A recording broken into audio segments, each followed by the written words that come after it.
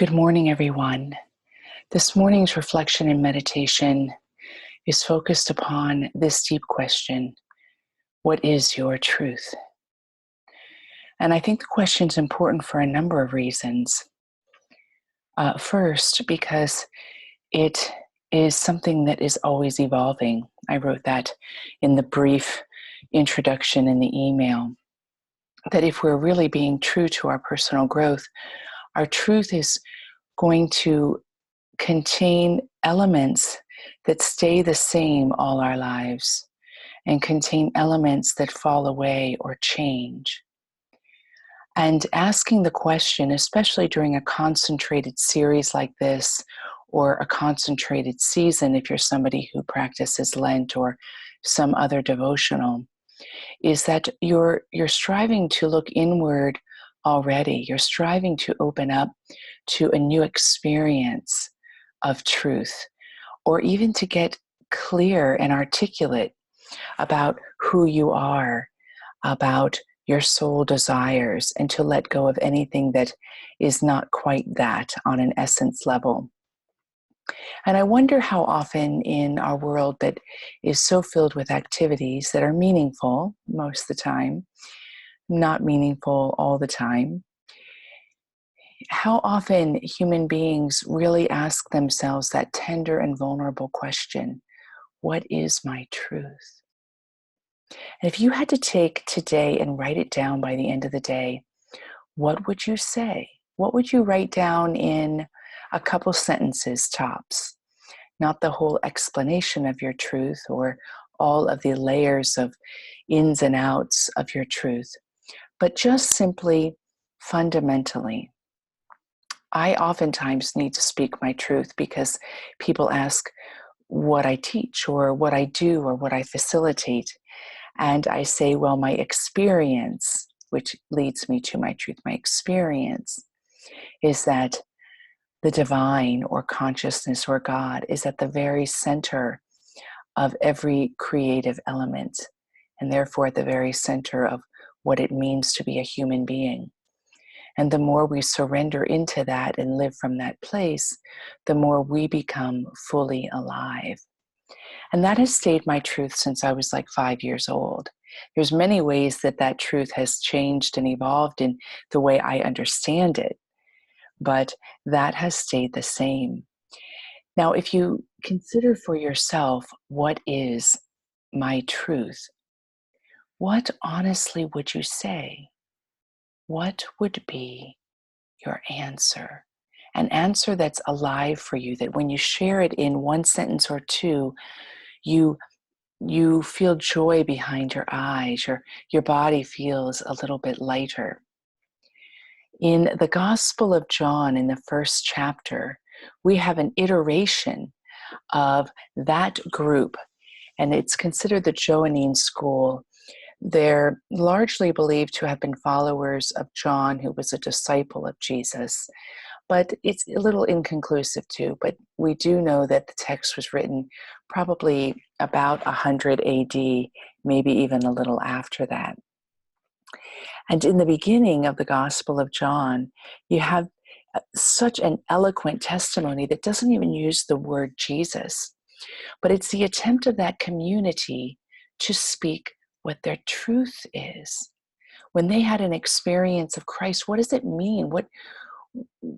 How could you talk about it? If you experienced healing or transformation, what words could you give to it? And this school of human beings who developed a school of thought say this, that this is truth. In the beginning was the Word, and the Word was with God, and the Word was God. The Word was with God in the beginning. Through this Word, all things were made. Without the Word, nothing was made that has been made. In the Word was life, and that life was the light of all mankind. The light shines in the darkness, and the darkness has not overcome it. It's an eloquent testimony of their truth. If you had to give your opinion of it, would you say this is your truth as well? Maybe you might speak to your truth quite differently. Compelling. I want to share with you another testimony of truth from Teresa of Avila, who says these words: "When God touches me, I clutch the sky's sheets the way other lovers do. The earth's weave of clay. Any real ecstasy is a sign you are moving in the right direction. Don't let any prude tell you otherwise."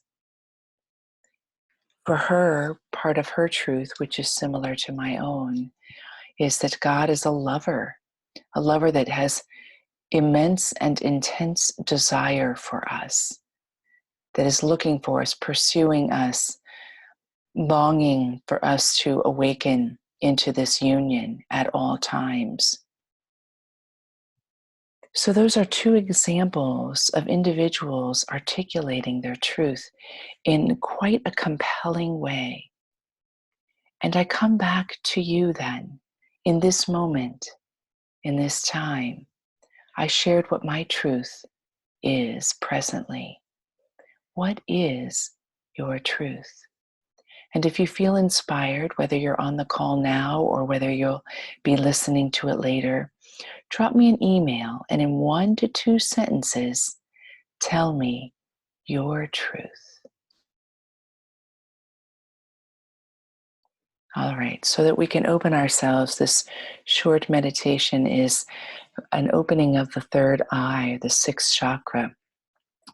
It is believed energetically that when this particular part of us opens up, we see reality as it is.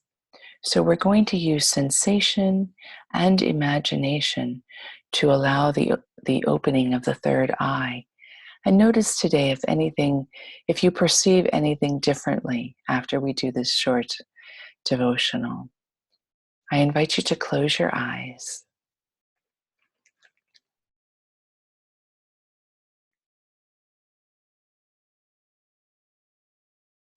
and bring all your attention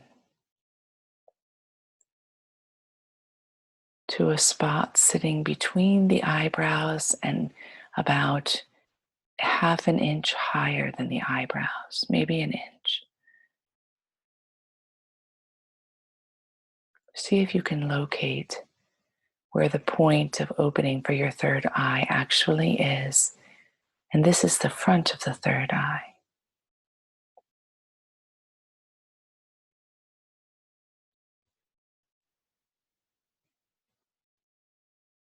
Modern technology shows us that extending from this point is like a tornado, a vortex of energy that opens cone-like outwards. Sense, and if you're not able to sense, imagine this point and that cone-like vortex extending outward.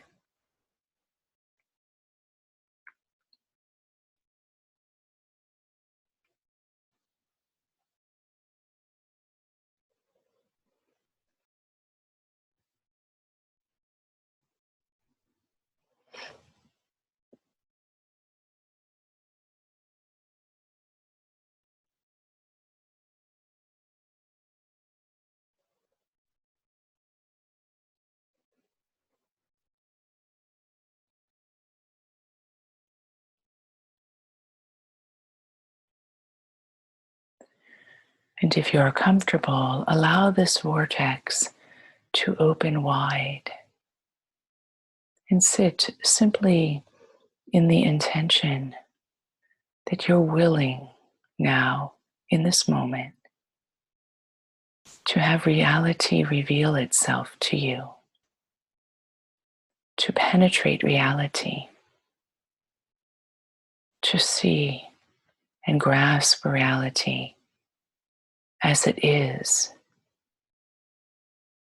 stripped of your own ideas, projections, desires to control, misconceptions.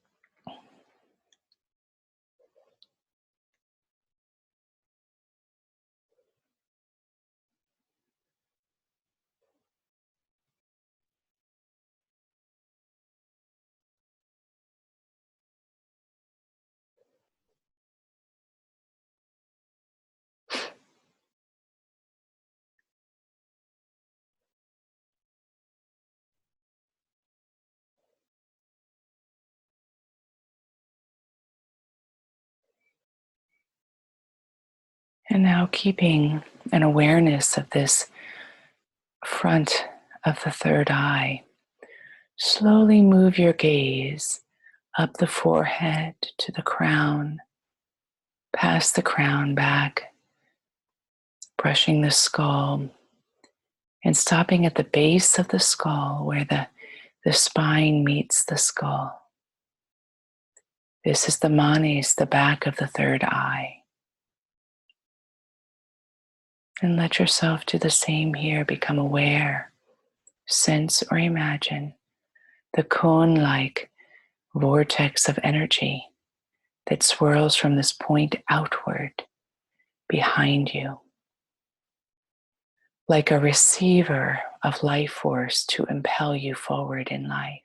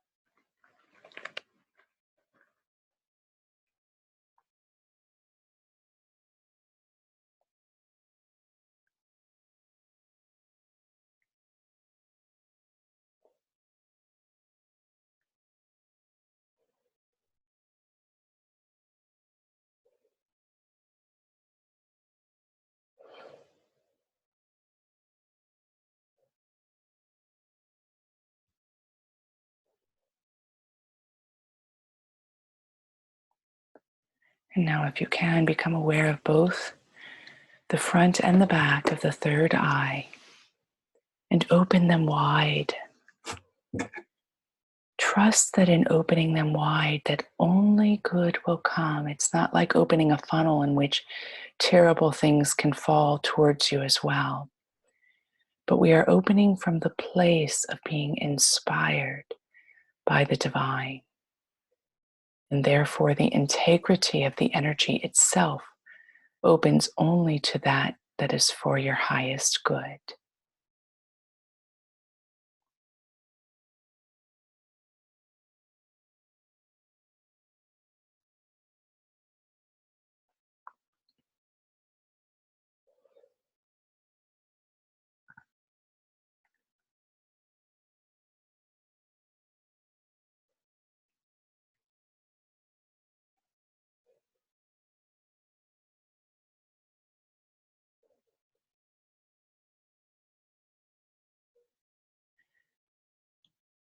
And as we begin to end this devotional, decide what is most comfortable for you walking forward.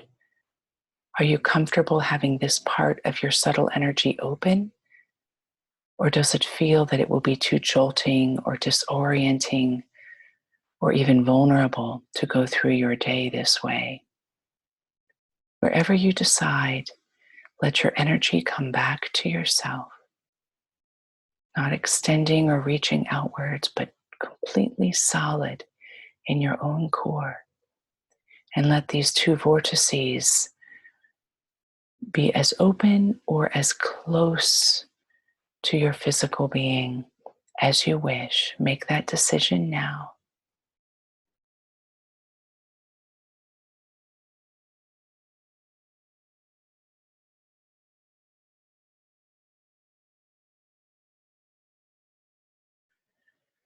And from this place of integrity and balance, I invite you to open your eyes. Great to be with you again. Blessings upon your day, and I will see you tomorrow.